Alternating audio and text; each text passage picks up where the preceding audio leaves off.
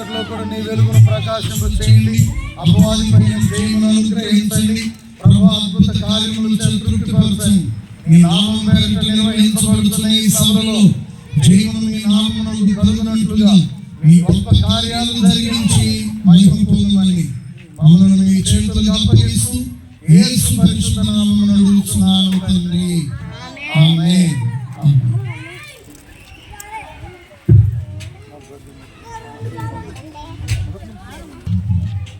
నేను వచ్చినప్పుడు నీతి గుణములు తీయుడి. నేను వాటిలో ప్రవేశించి యెహోవాకు కృతజ్ఞతాస్తుతులు చెల్లించాను. ఇది యెహోవా గుణము, నీతిమంతులు దీనిలో ప్రవేశించారు.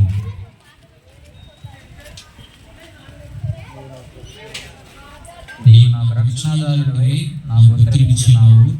నేను నీకు కృతజ్ఞతాస్తుతులు చెల్లించాను.